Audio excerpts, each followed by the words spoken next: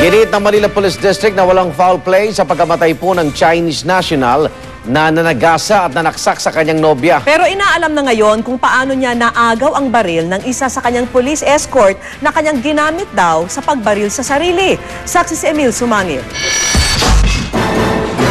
Nitong Biyernes lang nagsisisipang humarap sa media ang Chinese national na si Gong Shuyang, ang lalaking nakunan sa CCTV ng Bangko Sentral ng Pilipinas na sumaksak at 2 beses na sumagasa sa kanyang nobya hanggang mamatay sa Roas Boulevard. Pero nitong Sabado, abang inihahatid siya sa night court inquest proceeding, nang agaw umano siya ng armas sa kanyang police escort at binaril daw ang sarili. Nakaposas pa harap ang kamay ni Gong Shuyang, kaya ang Kampo Krame pinaiimbestigahan ngayon kung nalabag ba ang Section 3 ng Police Operational Procedure Handbook. Ang nakalagay po dito sa ating Police Operational Procedure sa ilalim po ng binte. Pero hindi po hard and fast rule itong mga nakalagay dito.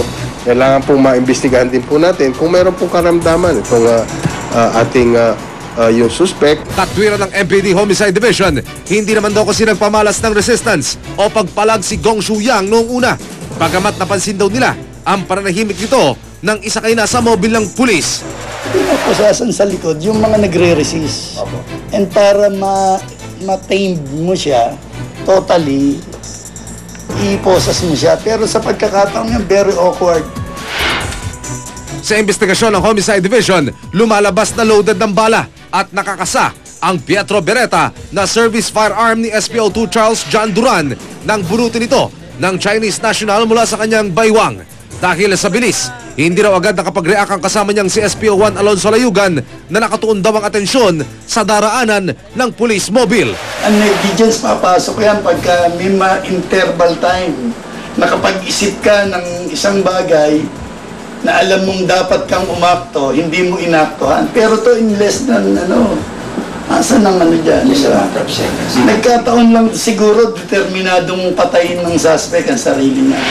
Para matiyak kung ang Chinese national nga kumalabit sa gatilyo ng baril, isinailalim ang kanyang labi sa paraffin test. Gayun din sina Duran at Layugan at ang non-uniform personnel na nagmaneho ng police mobile. Isinalang na rin sa ballistic test at gunpowder residue examination ang naagaw umanong service firearm kay Duran at ang baril ni Layugan para malaman kung alin dito ang pinanggalingan ng balang kumitil sa buhay ng Chinese national. Emil Sumangil ang inyong saksi. Samantala, itinanggi ni Jose Anselmo Cadiz sa may kaugnayan ang hidwaan umano ng 2 paksyong kaalyado ng palasyo sa kanyang pagbibitiw bilang Solicitor General. Pinabulaanan din ni Cadiz na sapilitan umano siyang pinagbitiw dahil hindi na raw kontento sa kanyang serbisyo ang Pangulo. Saksi si Steve Dailisan. Noong nakaraang taon, abala pang ipinagtatanggol ni Solicitor General Jose Cadiz sa pagharap sa oral argument sa SCM Bank, ang DOJ Comelec panel at ang watchlist order nito laban kay dating Pangulong Gloria Arroyo dahil sa kasong electoral sabotage. We are very confident that indeed this is a valid circular, and this has gone through, I think, 3 other previous presidents, and even the previous government has issued so many WLOs and WD and HD. Pero kanina nagpaalam na sa kanyang staff si Cadiz. Nitong Biyernes pa raw niya personal na ipinaalam kay Pangulong Ninoy Aquino ang pagbibitiw matapos ang 1 kalahating taong serbisyo bilang Solgen. I promise to help him even as a private sector guy. Alam naman niya yung parameters ko. Decided na. When I came in, I requested for an appointment for the purpose of saying that I want to return to that's the time is up. I want to return to the private sector. There is enough of hospitals parang labog na pertaining 1-2 years. And baka pwede rin ko naman. So then he has also plans for himself. So that is the primary reason that he's threatened his resignation. Ayon mismo kay Cadiz, wala raw katotohanan ng mga alingas-ngas na pinagbitiw siya dahil sa umano'y incompetence o dahil sa banggaan daw ng Balay Group ni DOTC Secretary Mar Rojas at Samar Group kung saan kabilang si Executive Secretary Paquito Ochoa na siya namang nagpakilala sa kanya sa Pangulo. Oh, that's not true. That's not true. So let's leave speculation to speculation. Papalitan si Cadiz ni Deputy Ombudsman for Luzon, Francis Hardeleza. Well, I'll have to meet the staff. We're meeting the ASGs in a while, so You see what are the priority cases they have here.